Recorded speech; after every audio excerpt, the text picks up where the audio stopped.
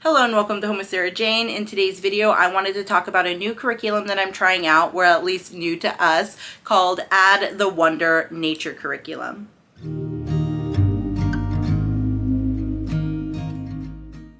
So if you are new here, hello and welcome. My name is Sarah and I'm a homeschooling mom to two girls, ages 11 and 14. And if you're a returning subscriber, thank you so much for stopping by once again. I do really appreciate you.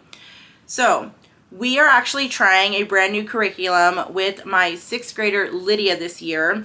We kind of changed, I kind of changed up what I was going to be using for science with her. And it wasn't so much that I, just didn't like what we were going to use. We were going to be using the Good and the Beautiful science units, which we've been using them for years and absolutely love them. But my youngest daughter really wanted to try some new unit studies.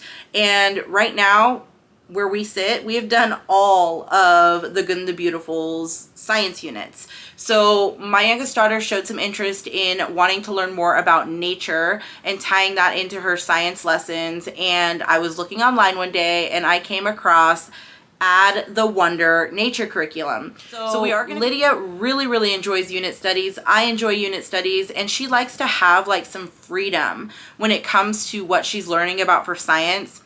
And because she is in the sixth grade, this is one of the last years that we can really explore science in these ways until she starts getting into having to do like general science and, and things like that. With her getting older, there are certain classes that we're going to be changing up to prep her for high school.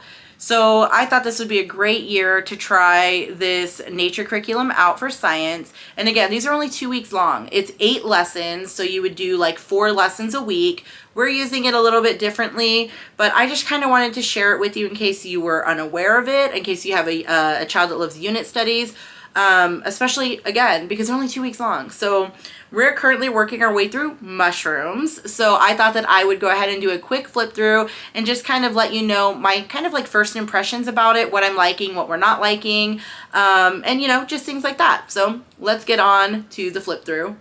Okay, so the unit study that Lydia and I just completed is the mushrooms unit study. We do also have owls and animal homes. We have not completed these 2 yet, so there's not much that I can really say about these, but I will do a quick flip through at the end, just so you can see inside. Now, the one that I'm going to talk to you about in more detail today is mushrooms. Again, this is the one that we just got done completing, and overall, we really enjoyed it. So I'm going to start off by just giving you a little bit of information from this website where I got these. And it says that this curriculum is designed to be a cross-curricular, multi-age, and affordable curriculum where you just need to add math and a writing program. Now, in my opinion, I think that that is very accurate for a younger student. For older students, I feel like this would really need to be beefed up. So I do feel that this unit study or these unit studies are meant to be a starting point, more of a guide, a way that you can kind of see where your child is interested in this topic and kind of go in those directions and follow those rabbit trails. But with my high schooler, I did not do this with her. She's already doing biology. I did not add her into our mushroom unit study. I only did this with my 11-year-old sixth grader. And I do want to say that I did add in videos. I did add in some extra reading. And we did look at a lot of pictures and read articles about mushrooms as well that were not I don't want to say not recommended, but that were not a part of this course. And I do think that this course is meant to be built off of, if that makes sense. So there's that. Now, another thing that I wanted to mention is that this course is meant to be quick lessons. It's meant to give you time to go outside and actually explore in nature. This is more of a nature curriculum, so that makes a lot of sense to me if they want you to go outside and do your own exploring. So quick lessons. And these unit studies are only 2 weeks long. So there are 8 lessons in each unit study. 4 lessons are usually done a week, so 2 weeks. We did not use it that way. So we ended up using this course over about a month because we only do science twice a week, and I was using this not necessarily as a nature curriculum, but as a science curriculum. So it did take us about a month to complete this, and honestly, the schedule worked out great for us. So just another way we can change our days because we homeschool. So again, overall, we did totally love this. We loved what we were learning about. It just, for an older student, I do feel like we had to adjust it. So another thing that I wanted to mention before we get started in a flip through is that you can use this as a secular curriculum or a faith-based curriculum. And how you do that is, if you want a faith-based curriculum, if you want a Christian curriculum, they have a free downloadable devotional guide available to you if you wanted to print that out to go with this unit study. And they actually have them, I believe, for all of the different unit studies. But I kind of like that because, you know, it opens up the curriculum to more people. So if you have somebody that does not like to have religion intertwined with their homeschool, or if you have somebody going through a charter school to homeschool, these would be perfect because there's no actual religious content in this book here. The religious aspect is actually a free downloadable guide that goes with it. A devotional is what I meant to say, not guide, but there's that. So now let's take a look. There are 15 different unit studies available to you. Again, we only bought 3 of them, and my youngest daughter picked them all out herself, so that was a lot of fun. And this is the very first page. So we have the table of contents, the supplies needed, and the book recommendations on this page. So throughout this course, again, 8 lessons in a 2-week period. Again, we did it a little differently, but in day 1, you're talking about fungus. Day 2, mushroom identification. Day 3, dissection and life cycle. Day 4, edible mushrooms and mushroom nutrition. Day 5, unique mushrooms. Day 6, deadly mushrooms. Day 7, mushroom hunt. And day 8, mushroom art. So there are so many different subjects intertwined in here. I just didn't feel that it was enough for my 6th grader on its own. So that's just, again, a personal opinion, but I enjoyed having so many different subjects throughout this course. Now with the supplies needed, again, this just made it very simple for me to get everything together. And the recommended book list down here, again, it took a lot of that work out for the parent by having this list already made for you. You could just take this book to the library, check out some of these books here on this list, and boom, you're done. So it did make it very convenient. And then it goes straight into the lessons. Now, as you can see, one of the things about this curriculum is that this looks like a workbook, but it's actually what the teacher reads and the worksheets all together. Me personally, that's not my favorite setup. I would have preferred to have what the teachers read and then have worksheets separate, but this didn't make me not like the curriculum. We still really enjoyed it. What I ended up doing, or if you have more than one student, they actually recommend that you just use a regular spiral notebook to answer the questions in and do the drawings in, and boom, problem solved. So an easy workaround. You can also just make copies of these pages and use them as worksheets that way as well, especially if you're going to print the PDF or buy the PDF versions, the digital versions. That makes it very easy for you to just print out the worksheets for your kids and for however many kids you have. So there's another simple way to fix that. Me personally, I don't like them together, but it's very easy to fix. Now, again, on day 1, you're talking about fungus among us. This is just pretty much an introductory lesson on how you're going to be learning about mushrooms, how mushrooms are part of a different kingdom. They are not actually plants. They're not actually animals. And it kind of goes over all of that and a lot of great information. It's set up very simply, as you can see, but there's a lot of information in here. They have a lot of vocabulary and definitions throughout here, so your child actually knows the terminology that's being used throughout this course. It's just a lot of fun. So, and again, you know we're not a worksheet family if you've been on my channel before. I did not feel like this was too much for my 6th grader. We kept it very basic, very simple, and she was able to complete the few writing assignments, like answering questions or, you know, drawing the mushrooms and labeling the parts of the mushroom. It was all very manageable. So again, importance of fungi to us. And then day 1 or lesson 1 ends with history, and it's about Louis Pasteur. So we actually had a book on him, so I did add that book into this lesson to beef it up a little bit. you can do that or not. I did feel that this was a great piece of history or biography about him, and enough especially for younger children. So that was great. Day 2 is mushroom identification. This is where they're pulling out the Venn diagram, as you can see. You got some more definitions, some more information about how to identify mushrooms.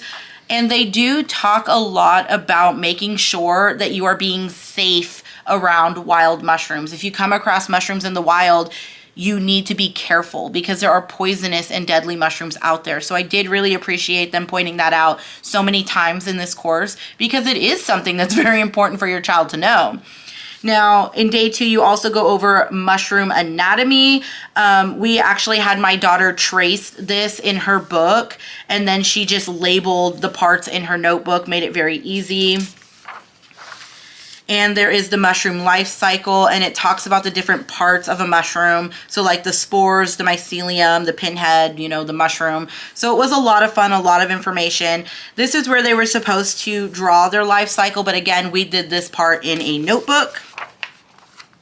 And then day 3 was a mushroom dissection. Now, Lydia absolutely loved this lesson. She had so much fun. I actually purchased a couple of different types of mushroom for her to dissect, so she can kind of see the differences between the different mushrooms. Even the smell between the mushrooms. She said that the oyster mushrooms were really stinky. She didn't like that, but she really enjoyed dissecting them. This was a lot of fun. And there was a lot of like follow-up questions. And if you have a student that doesn't write yet, you can still use these questions and just ask them the questions and have them answer it. They don't necessarily have to write it down. So if you have a really young student, this will work. And again, if you have an older student, they could fill this in themselves or use a notebook. And then this is where they're supposed to take the time and write or narrate about their dissection experience. We actually really enjoyed this as well. Lydia got to give her full opinion on how she felt about dissecting the different mushrooms. And again, she thought that oyster mushrooms were stinky, but she really, really liked the white button mushrooms. So she had a lot of fun with this one. And then on day 4, you're going into edible mushrooms. Again, it goes into some of the history. It also has you take like a little poll about, you know, people around you, friends and family, if they enjoy mushrooms or not. And it's really fun. It's a lot of fun because you're learning in different ways. It's not dry. So we really did enjoy this. We talked about mushroom discovery. So it goes back to, you know, how long have people been eating mushrooms, or how long have we been able to document mushrooms, you know, throughout history and things like that. A lot of fun. And again, you can add so many things into this if you want to, again, just dive deeper into any of these topics. So during the edible mushroom section on day 4, you also learn about different types of mushrooms. So you have the puffball mushroom, you have the shiitake mushroom, you have truffles. So it was a lot of fun looking up all of this information, but this is the lesson that I started to feel like I wish they had links, where there was a link I could have clicked on to get easy information about each mushroom. So that is something that kind of bugged me, is that there was no links involved. I do understand though, wanting your child to research these things on their own, but if you have a younger child, that's not really my primary focus, is whether or not they can research something. So I really would have appreciated a link here. But again, only for younger students. You know, if you have older students, they could do all of this research on their own, so it's not an issue. Now, day 5 was unique mushrooms, and this one was a lot of fun. This is where I started to learn a lot about mushrooms. Again, it starts off with some vocabulary, certain terminology that they're going to be using throughout this lesson that your student should know. And then it goes into learning about these different unique mushrooms. So you have the bearded tooth mushroom, and you're supposed to, you know, write down some information about it, draw it. It gives you these spots down here where you can put more information about what you're learning, like the beech tree leaf and bark and oak tree leaf and bark. So, I mean, there's a lot of things going on, but again, it doesn't feel overwhelming. They also talk about the basket fungi. Is it fungi? I think I'm pronouncing that wrong. But this mushroom is also called the stink cage, and Lydia really liked how silly that sounded, so that really did hold her interest. And these mushrooms actually looked extremely weird to us, so we really enjoyed looking these up.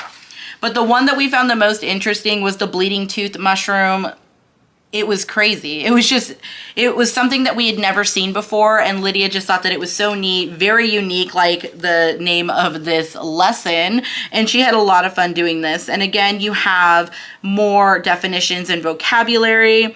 There's some fun facts in here. There is a little bit of like geography and talking about defense tactics used by mushrooms and plants and things like that, and how they work together in a symbiotic relationship. So there is a lot of fantastic information in here. And then on day 6, we talk about deadly mushrooms. I do appreciate how much they talk about how mushrooms can be dangerous, but also how they can be helpful. So you kind of get to see both sides to mushrooms, and I really do like that. So again, here's some history about it. And then you start going into more of like a geography kind of style, where you're talking about different continents and the mushrooms on those continents. And it's just a lot of fun, a lot of great information. This is just still some more information about certain mushrooms in North America. And then here's South America. And then what I did really like as well is that it gave your child the opportunity to do some research using either books or internet or whatever, to choose a continent and search for a deadly mushroom and do research on that mushroom.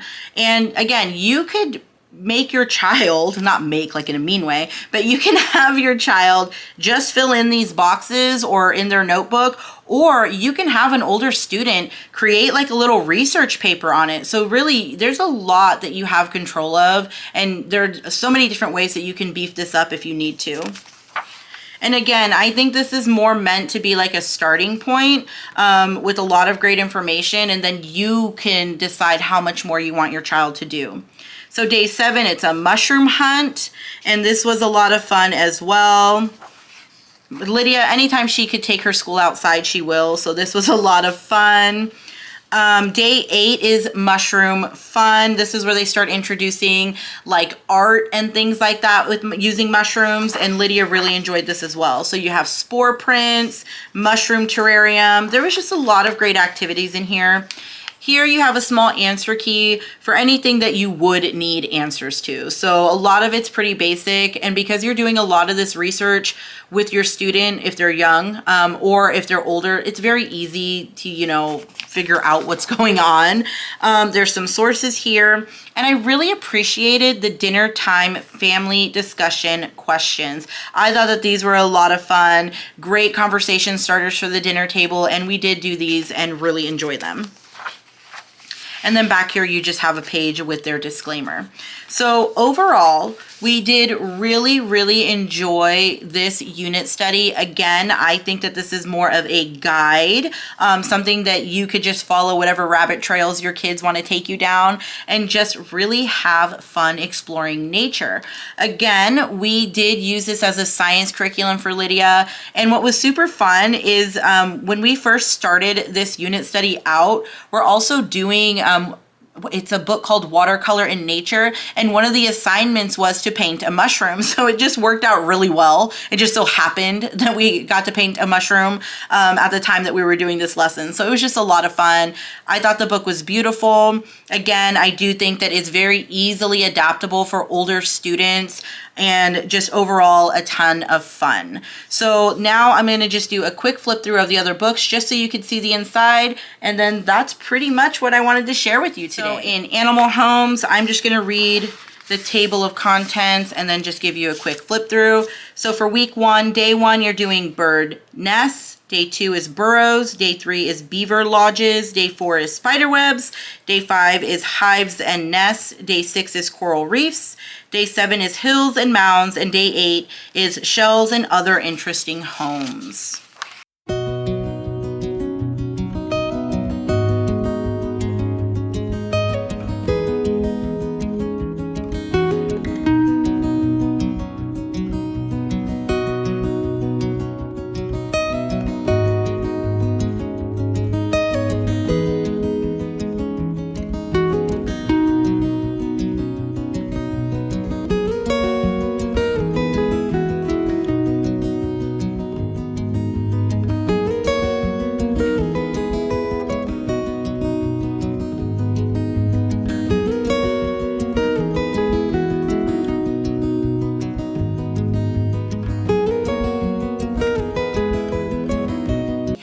owls. And in owls, you'll be studying day 1, barn owl, day 2, snowy owl, day 3, long-legged burrowing owl, day 4, elf owl, day 5, owl eyes, day 6, owl diet and owl pellets, day 7, Blackingston fish owl, and day 8, owl monkey.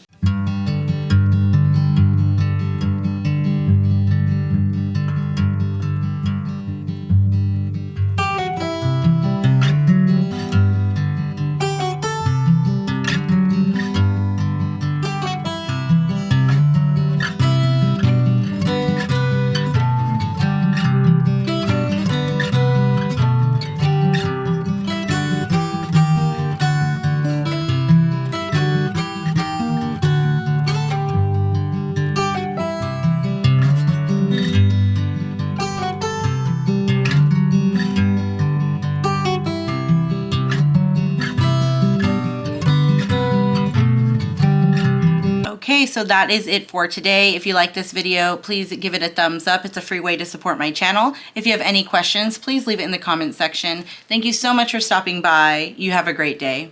Bye.